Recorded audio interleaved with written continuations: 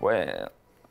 Merci, Alex. Sérieusement, là, je suis content que tu aies décidé de venir participer à mon émission. Tu sais, TVCK m'a demandé de faire une émission de compte. Puis là, bah, je me voyais pas tout seul devant la caméra à expliquer ça. Tu as besoin d'un peu de support, ben, ça me fait plaisir. C'est ça, ça va servir de support. Puis là, je me suis dit, bon, ben, tiens, on va inviter Bibo. Je m'excuse de t'appeler Bibo. Alex.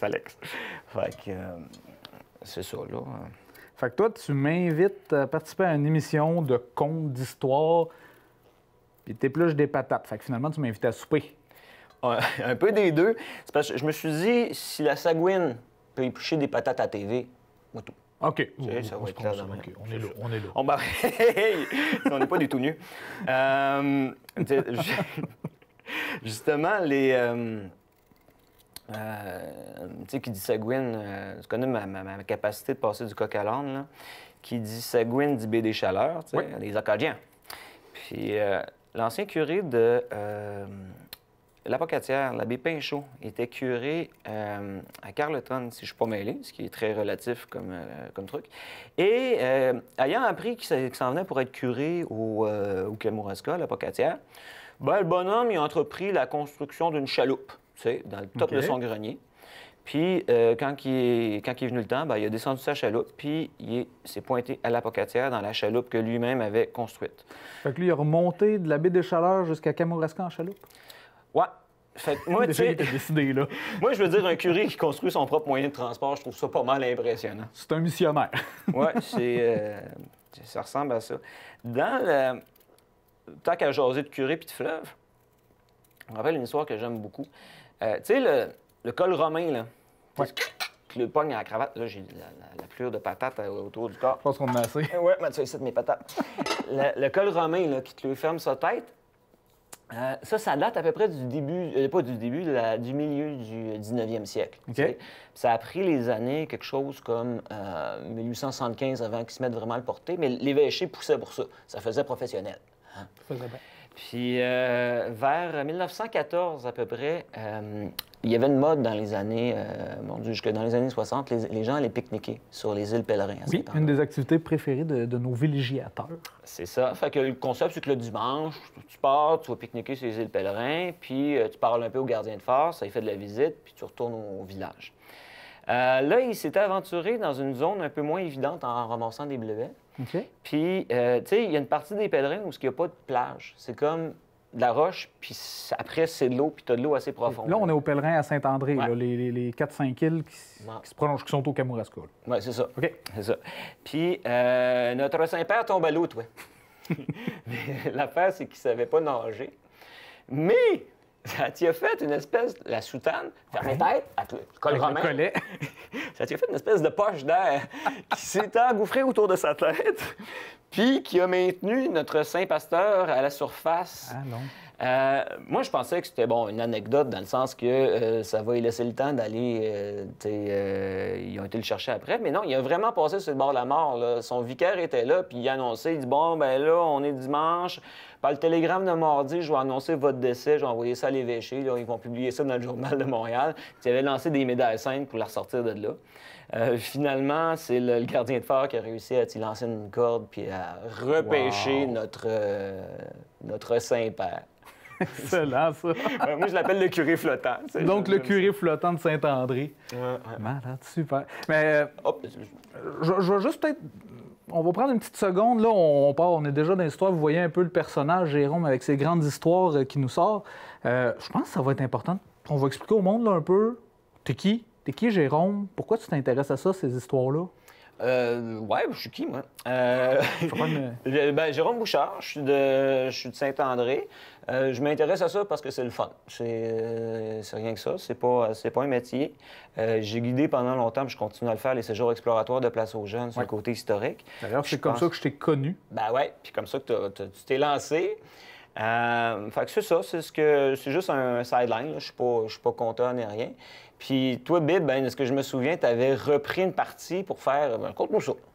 Ben, c'est ça. Place aux jeunes en région. Moi, ma conjointe, on est arrivé par les séjours exploratoires et voilà, c'est pas qu'on se retrouve le premier jour au Kamouraska, fraîchement débarqué de la ville, avec Jérôme, qui commence à nous raconter des histoires de Chiniki, puis de Chapet, puis de loup-garou, puis... Et puis moi, je tripe les histoires, j'aime ça, là. C'est un sujet qui me passionne, mais la petite histoire, pas celle avec un gros H. Moi, j'aime mieux le petit H, tu sais. Fait... Le H relatif. Oui, c'est ça. Moi, puis ben, de fil en aiguille, je me suis retrouvé à faire des visites guidées du territoire, les expériences Kamouraska qu'on fait. Notre but, c'est d'emmener les gens de Kamouraska, où c'est qu'ils sont pas mal toutes. Puis on les emmène dans le Haut-Pays, on va les perdre dans le coin de Saint-Bruno. Un jour, il va apparaître un nouveau village au sud de Saint-Bruno. Là. On va faire renaître Mani parce qu'on va avoir perdu du monde là-bas. Mais ça s'en vient. Donc, c'est ça. L'été, moi, je guide. Puis mon but, c'était de faire ressortir les histoires du Haut-Pays. Donc, je trouve ça le fun que tu m'invites à faire cette émission-là. On va pouvoir naviguer, je pense, justement, entre les histoires du bord de fleuve, le littoral, un peu le bois, la forêt, le Haut-Pays. Puis, je pense que ça va être demain. On se fait du fun. Ouais, on essaie. Ouais, tu sais, bon, Bib, tu sais qu'on aime les histoires, mais tu sais aussi que notre réalité historique est très, très, très relative. Oui. On déconnait, nous autres, on parlait tantôt, si tu veux une vérité historique, va au centre d'archives, si tu veux notre vérité, va au centre d'achat. Voilà. Mais là, j'en ai une qui est quand même beaucoup mieux documentée. Sérieux, là. Ouais, non, on n'y est pas, c'est historique. C'est dans les années, après la guerre, la Deuxième Guerre mondiale, ils se sont mis, les Américains, à voyager des bombes atomiques. En fait, ils voulaient rapprocher les bases aériennes pour être capables d'aller garrocher par le pôle Nord des bombes atomiques sur la tête des Américains. Je sais pas, si jamais tu pilotes un avion et que tu transportes une bombe atomique, ça peut t'arriver dans la vie. Sait-on jamais. Sache que tu n'as pas le droit de te cracher avec ta bombe atomique. Okay? Ce qui me paraîtrait imprudent. Oui, parce qu'elle pourrait, outre le danger d'explosion, c'est qu'elle pourrait tomber dans les mains de l'ennemi. Ah oui. Puis il pourrait savoir comment est-ce que tu as fait ta bombe. T'sais. Fait que la consigne est, si tu as un pépin mécanique, largue la bombe avant. C'est ce qui est arrivé. 1947 ou de quoi du genre, avec un plus ou moins 5 ans de marge d'erreur, ils ont échappé une bombe au-dessus des îles Pèlerins. Puis à l'époque, ils ont dit qu'il y avait une solide explosion. Les gens du village se sont demandé que c'est ça. Mais à l'époque, ils ont fait « Wow, on a échappé une bombe ». Puis il faut pas oublier que c'est un peu aussi à l'époque où ils ont bombardé les belugas parce qu'ils pensaient que ça nuisait à la morue.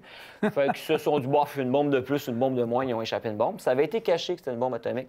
C'est en 1995 que c'est ressorti qu'effectivement, c'était une bombe atomique. Donc 50 ans plus tard? Ouais.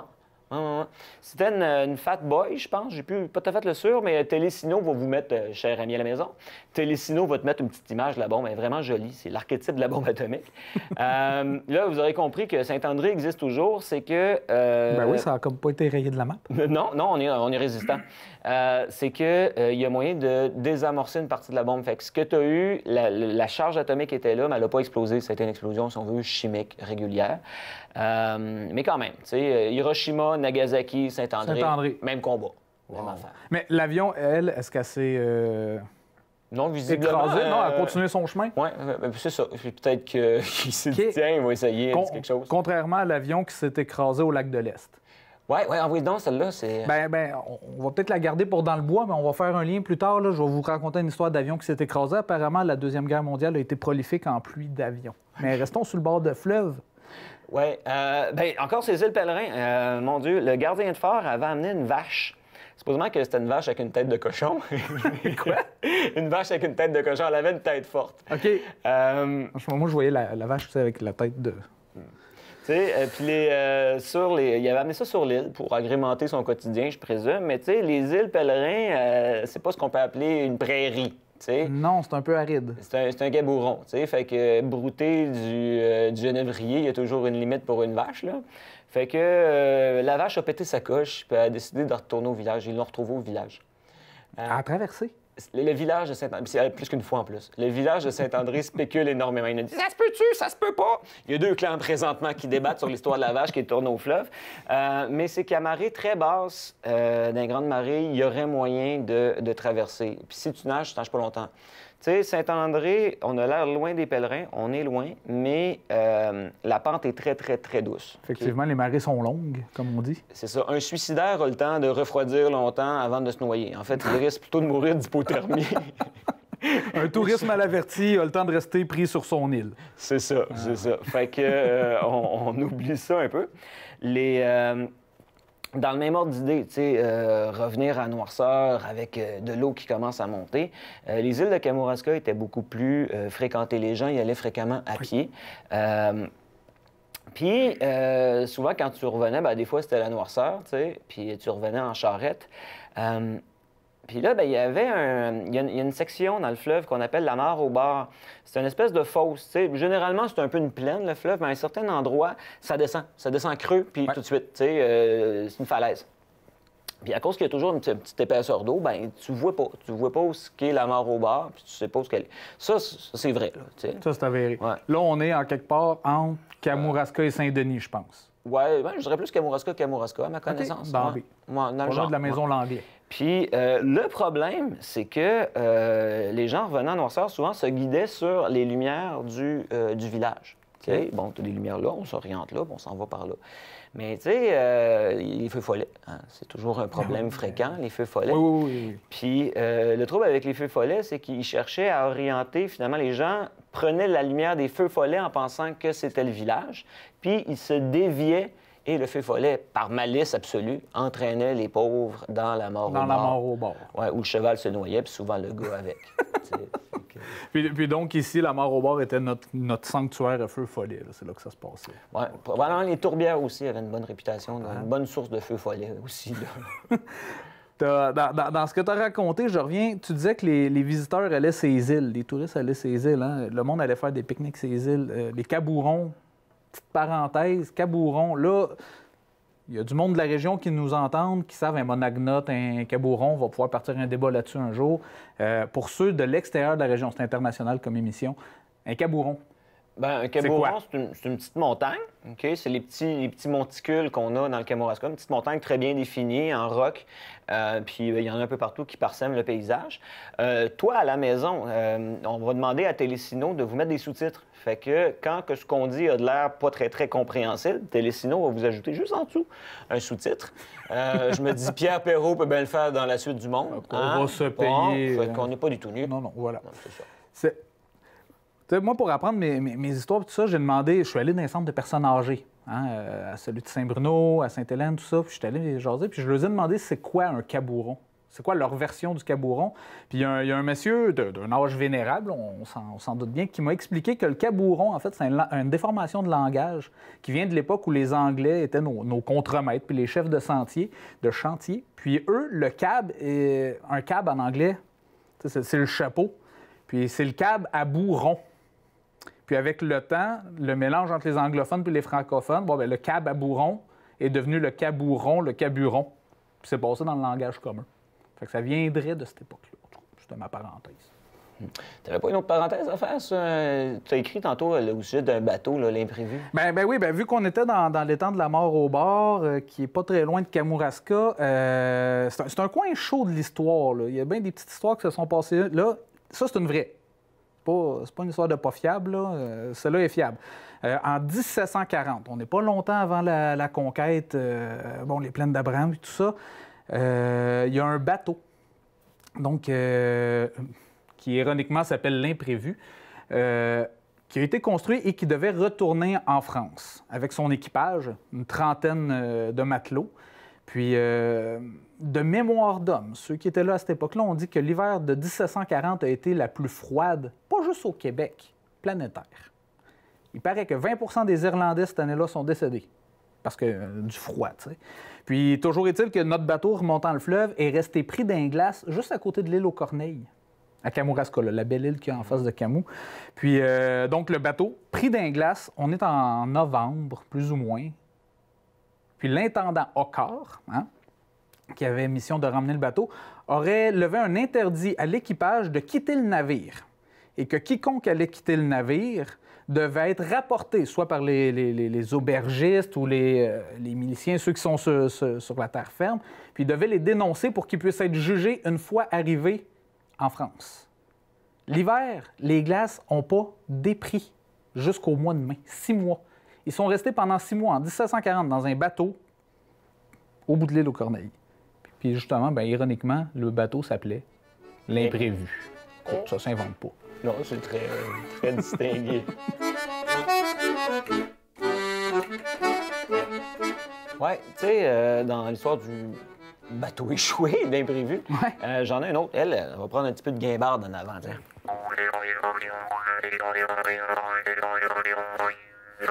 Parce que c'est un conte du bas du fleuve.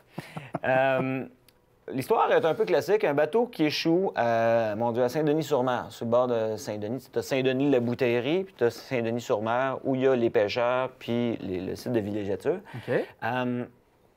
Puis, bon, ils ne retrouvent pas l'équipage. La rumeur veut qu'ils ont vu le capitaine repartir à pied pour se aller chez eux. Je ne sais pas ce qui passe. Puis, il y a quelqu'un qui a remarqué que sur le bord du bateau, la terre avait été remuée. OK. Fait que son premier plan, c'est de retourner là de nuit, puis d'aller creuser. Puis, il creuse, mais il creuse pas longtemps parce que son fanal passe son temps éteint. Il a bien beau le rallumer, ça éteint tout le temps, Fait que le lendemain, il va voir le curé, il fait bénir son fanal. Ben oui, pourquoi pas. Moi, tout de suite de même, ça me bidonne. Attends, à l'époque, la solution, tu avais besoin de quelque chose, tu vas voir le curé, petite bénédiction, on repart. Moi, ce qui me bidonne, c'est « Monsieur le curé, j'ai un problème de fanal, voudriez-vous le bénir? » Ça, je veux dire... Ça y rallume le lampion, là. En tout cas, personnellement, être curé, j'aurais été un peu... Qu'est-ce que tu fais, là? Puis, fait qu'il va voir le curé, fait bénir son fanal. Le lendemain, il retourne, là, hop, il y a quelqu'un de bizarre qui est là, qui garde. Fait que, il ose pas. Le surlendemain, il y retourne. Là, il creuse, puis il trouve dans un coffre. Un coffre! T'es enterré là! Des bouts de vaisselle. Puis là, il renterre tout ça. Puis plus tard, quelqu'un, un mendiant, il aurait dit que c'était le diable qui faisait apparaître l'or sous forme de vaisselle pour brouiller les cartes, tu sais. Moi, excuse, mais tout de suite en partant, le gars qui a besoin d'aller creuser en pleine nuit, pourquoi? Deuxièmement, il trouve de la vaisselle, trouve un coffre, quand même, un coffre, c'est intéressant. Il le renterre, toi. Il le renterre, ben oui. Tu sais, juste comme dans matière d'histoire qui tient pas la route, ça, c'est du... c'est du haut de gamme. Ouais. C'est pas pire. Dans les histoires qui tiennent pas trop la route puis qu'on n'est pas sûr, il y en a une qui s'est passée dans le coin de Kamouraska. On est à peu près dans les mêmes années, je pense. 1714. Écoute, c'est précis. On est assez loin. Oui, je vous donne même pas une fourchette, là, hein? 1714. Il y a un esturgeon qui a été pêché. Là, on est dans un coin de pêche. Les pêcheurs, les capitaines, les navires, il y en a qui pêchaient l'anguille, il y en a d'autres qui pêchaient le beluga à l'époque. Mon cher Jérôme, j'ai entendu dire que près de Kamouraska, il y a quelqu'un qui aurait pêché un esturgeon de 14 pieds. 400 livres. Peut-être 11 pieds 400 livres, mais on va pas brader pour 3 pieds, là. Mais toujours est-il qu'il y avait des pêches miraculeuses qui se faisaient là, dont un esturgeon, qui serait aujourd'hui conservé au Musée des sciences naturelles. Je peux pas te dire lequel, mais il est conservé là. Conservé au musée. C'est important, c'est comme la marinade universitaire. Ça tient bien sa forme.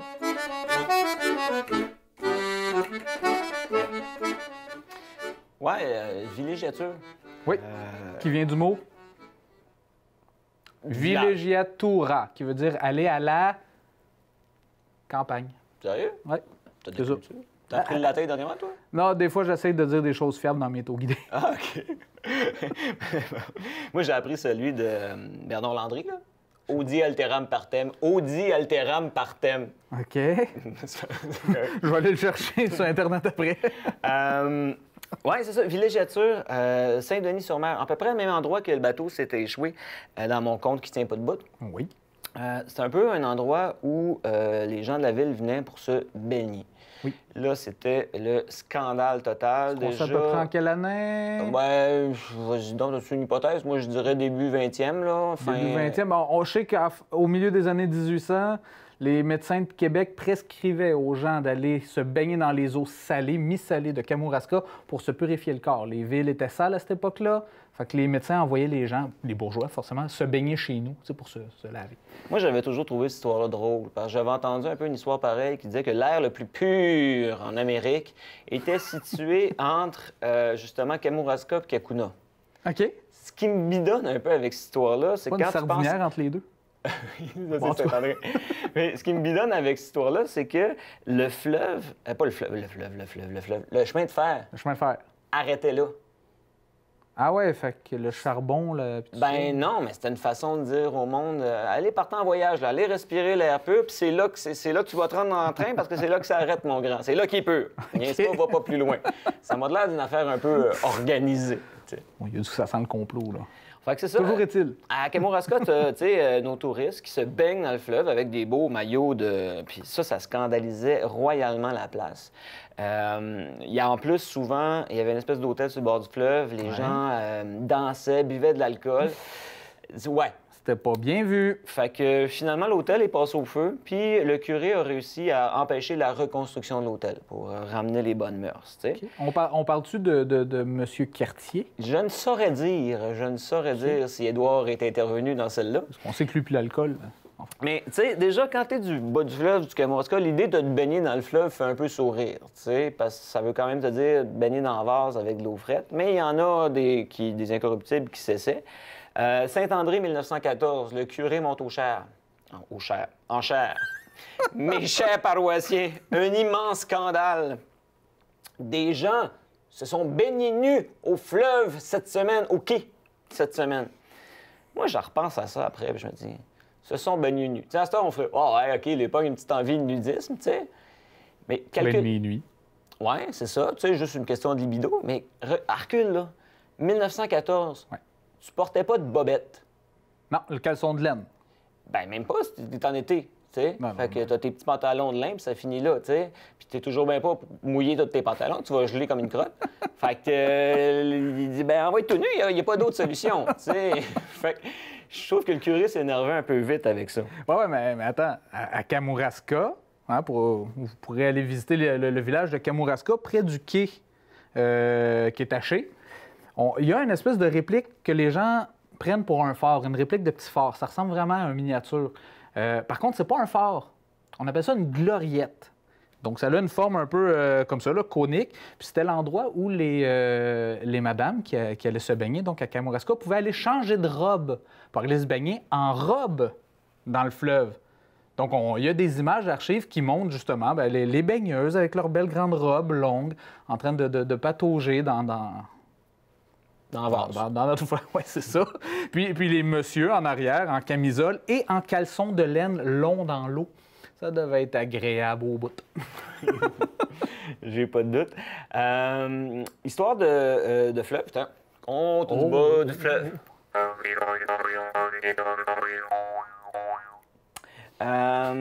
Il y avait à Rivière-Ouelle, ça, à la télé, si tu te demandes si nos vérités historiques sont des vérités historiques, bien, elles le sont relativement, mais celle-là, oui, à Rivière-Ouelle, il y avait une zone qui était une pêche qu'on appelait au marsouin, c'était au beluga, et qui était réservée par le roi. Fait que c'était des grandes familles qui s'échangeaient les permis d'année en année, puis qui exploitaient cette pêche-là. Ouais.